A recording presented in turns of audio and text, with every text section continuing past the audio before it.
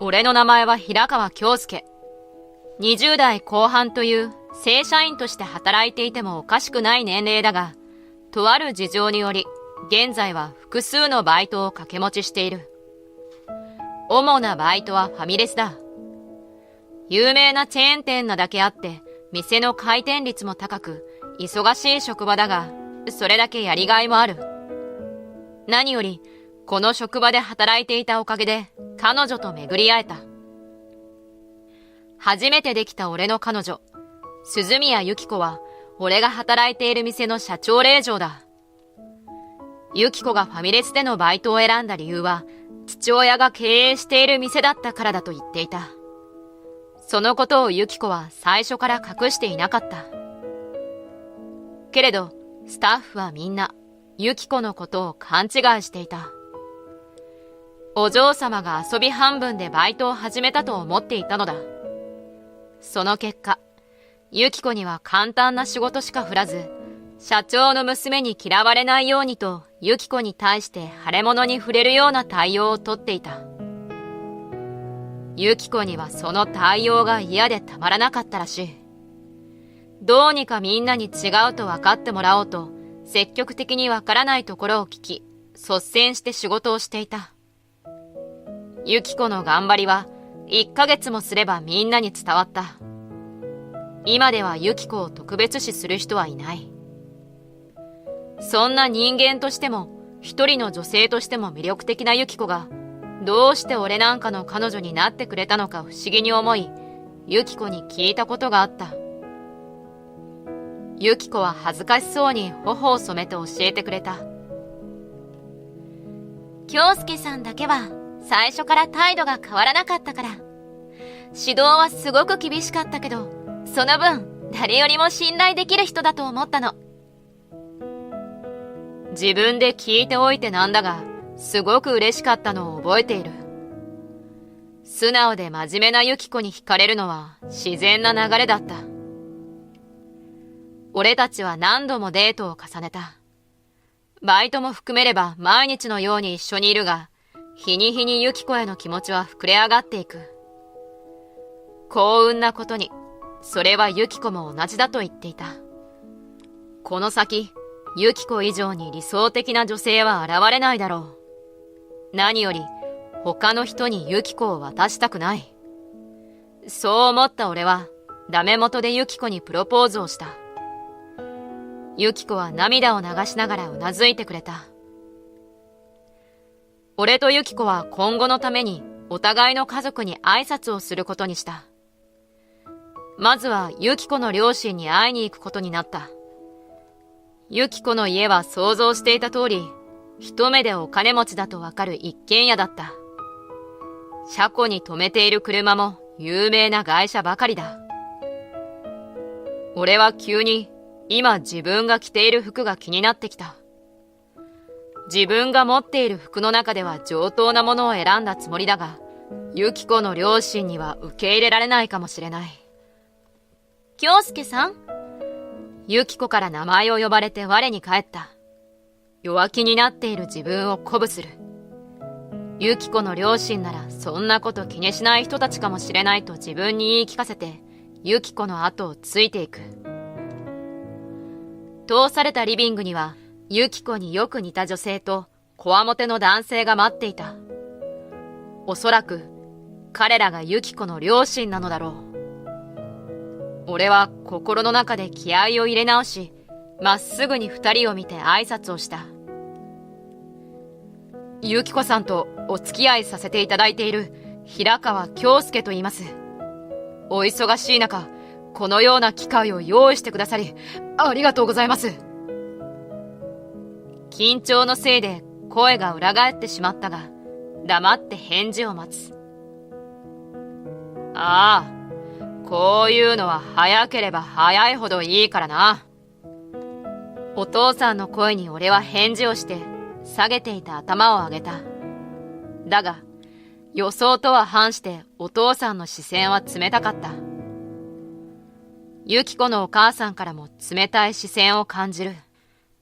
明らかに好意的な雰囲気ではないことに気づいた俺は息を飲んだ。お父さんは封筒から数枚の用紙を取り出し、テーブルの上に置いた。俺とユキコが戸惑っていると、お父さんが言った。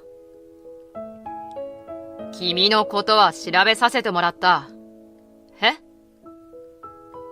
ユキコが我に返り、お父さんに詰め寄っていった。どういうことなの、パパ？お父さんが当たり前だろうという顔で言う。大事な娘を嫁にやるんだ。調べるのは当然だろ。ユキコが働いている店の店長に君の評判を聞いたんだが。俺はすぐに嫌な予感がした。店長が俺のことをいいように言うはずがないと分かっていたからだ。以前から店長は俺のことを嫌っていた。俺が他のスタッフから頼りにされていることや、ユキコと付き合っていることに嫉妬していたのだと思う。案の定、お父さんから蔑みの目を向けられた。君は仕事ができないと聞いた。今後も正社員になれる見込みはないそうだ。それに、バイトを掛け持ちしている貧乏人だということも聞いている。お母さんからはじろじろ見られた上で嘲笑された。それじゃあ、とてもじゃないけど、ユキコのことは任せられないわね。俺は羞恥心で顔が熱くなるのが分かった。ユキコが怒って口を挟もうとしたが、慌てて止める。ユキコの気持ちは嬉しいが、俺がアルバイト暮らしをしていることも、服や見た目にお金をかけていないことも本当のことだ。どうにか俺の評価を挽回させようと口を開こうとしたが、それよりも早くお父さんから釘を刺された。まさか、まだユキコと結婚できると思っていないだろうね。俺が言葉に詰まっていると、我慢できなくなったユキコが口を開いた。パパに何を言われようと結婚するわ。何を言っているんだ。こんな貧乏人と結婚して幸せになれるわけがないだろう。そう言ったお父さんにユキコは睨みつけて言い返した。彼が貧乏人だろうと関係ないわ。私も働くんだから。ユキコの言葉にお母さんが悲鳴を上げた。なんてことなの？あなたは結婚してからもユキコを働かせるつもりなの？ママもやめて。共働きするって決めたのは私よ。二人ともユキコの言葉を聞こうとはしない。お父さんはすべて俺のせいだと思っているのだろう。親の仇を見るような目で睨みつけてくる。わかったぞ。逆玉の腰が目当てなんだろ。まったく、どんな家庭で育ってきたんだ？親の顔が見てみたい。お父さんの言葉を聞いて、一気に頭に血が昇るのが分かった。気づけば俺は口を開いていた。俺のことは何と言われても構いません。ですが、親を馬鹿にされるのだけは許せません。まっすぐに見て言い返すと、お父さんの目が動揺で揺れた。だが、すぐに元に戻り、見下した笑みを浮かべる。ようやく本性を出したようだな。お前のような野蛮な貧乏人に娘はやらん。売り言葉に買い言葉ですぐに俺は言い返した。じゃあいりませんよ。あなたたちのような人と身内にはなりたくありませんからね。短歌を切ると俺はそのまま家を出た。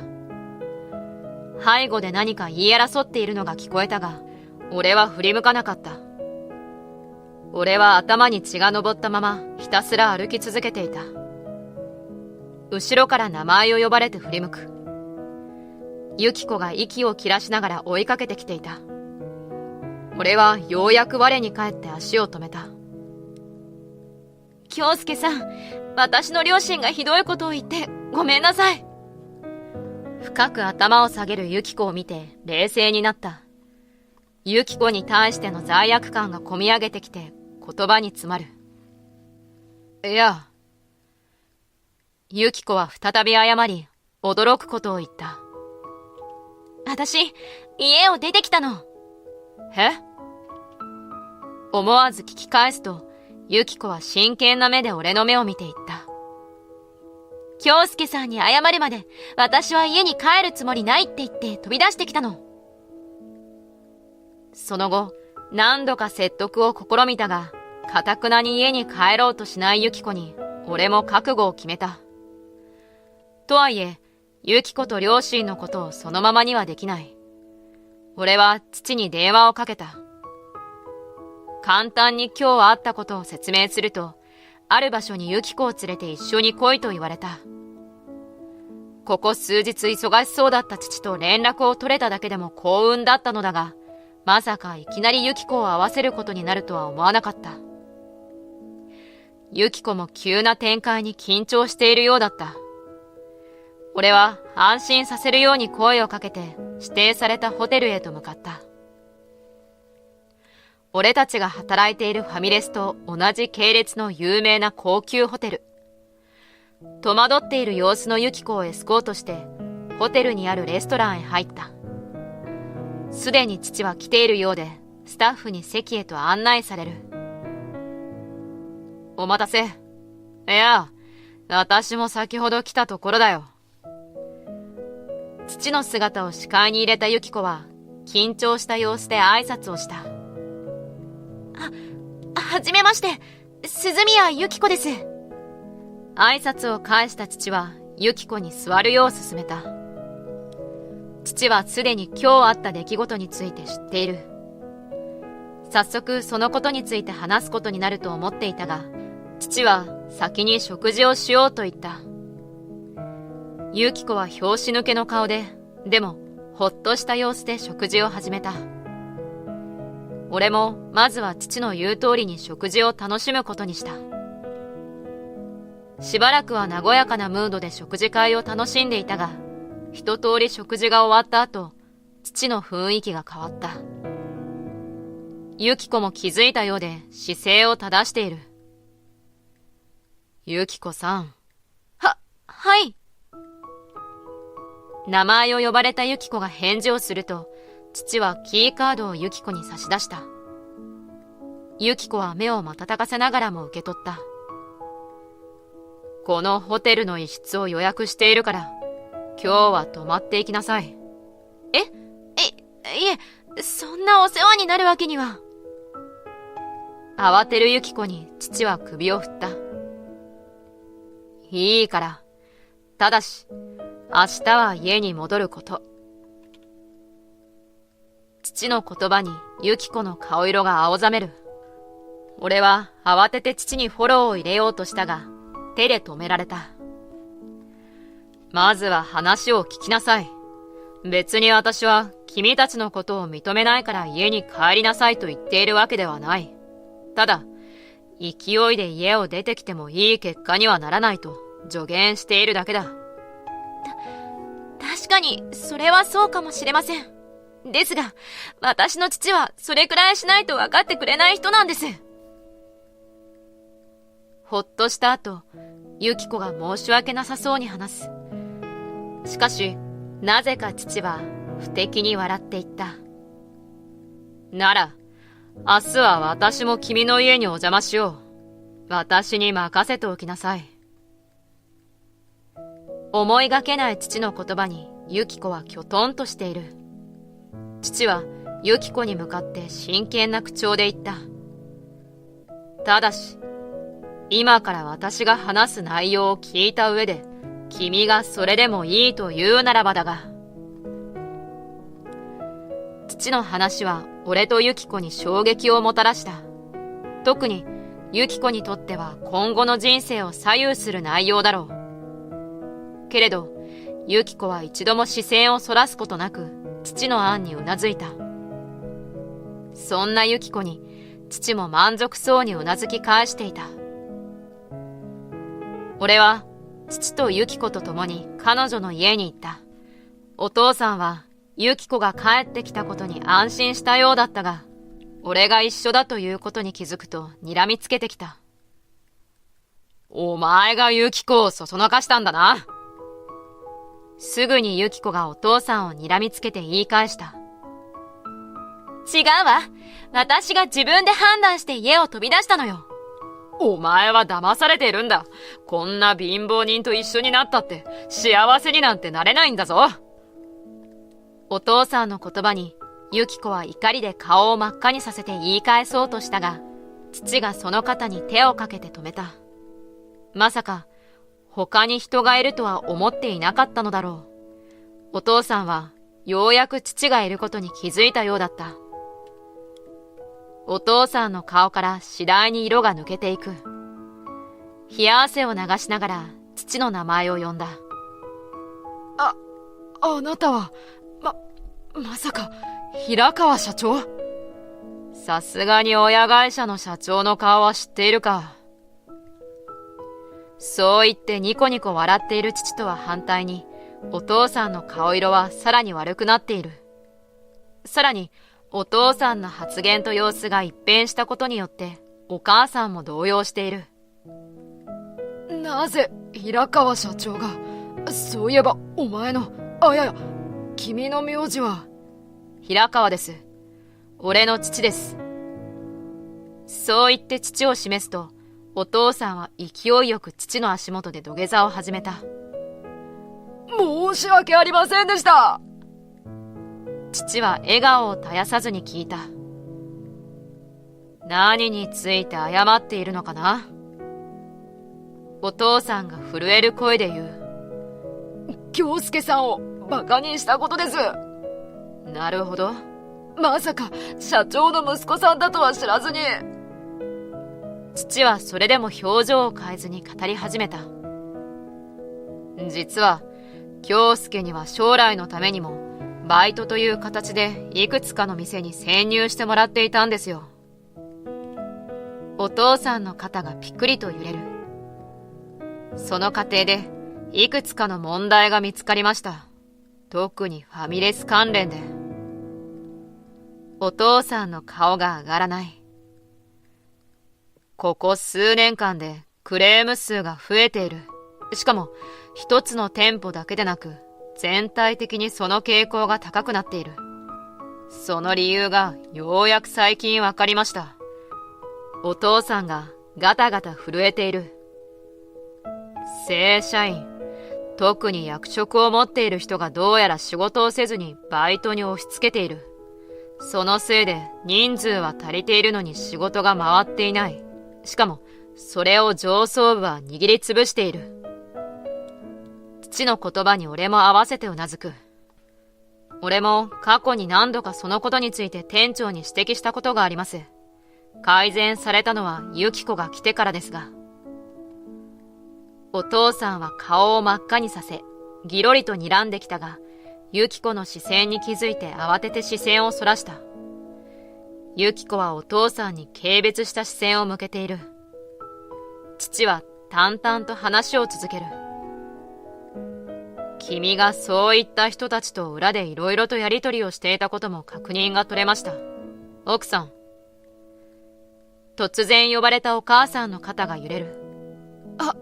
はい。ここ数年、異様に金回りがいいと思ったことありませんでした？父に指摘され、お母さんがハッとした表情を浮かべる。言われてみれば、あなたまさか。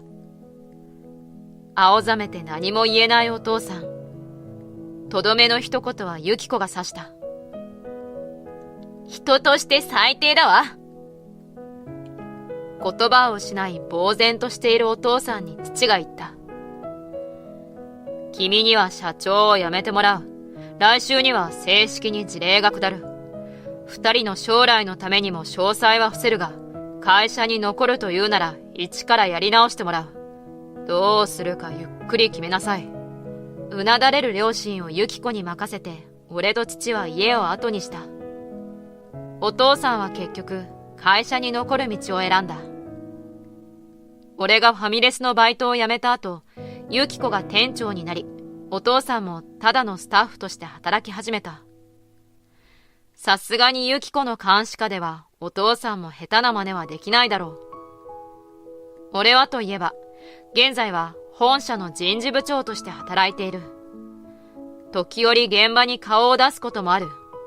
もちろん、以前働いていた現場にもだ。ユキコ。京介さん。仕事終わりに立ち寄ると、ちょうど閉店後の片付けをしていたユキコとお父さんがいた。お父さんは俺の顔色を伺っている。俺は苦笑しながら言った。正式な発表はまだまだ先になりますが、ファミレスの次期社長にはユキコの名前が挙がっているんです。とはいえ、すぐには無理ですし、わからないことも多いでしょう。驚いたお父さんがユキコを見る。ユキコはうなずき返している。俺は二人の様子を見ながら言った。そこで、お父さんには今のうちから少しずつユキコに教えてもらいたいんです。そして将来的にはユキコのサポートについていただけるとありがたいです。彼女も子供ができれば一人でこなすのは大変になりますし。子供の話のところでユキコを見ると、ユキコは嬉しそうに笑い返してくれた。俺はもう一度お父さんの顔を見ていった。もちろん、断っていただいても結構です。その場合は、今仮で任せている社長に引き継ぎを頼むので。と言うと、お父さんが慌てて、いえ、自分がします。させてください。と頭を下げた。もちろん、お父さんがしていた時とはやり方も変わっているので、現社長から聞かないといけないこともあるだろう。だが、お父さんのやる気次第では、ユキコが引き継ぐまでの間、再びお父さんが社長を担うこともできる。仕事に真剣に向き合おうとするお父さんの姿に、俺もユキコも視線を合わせて笑みを浮かべた。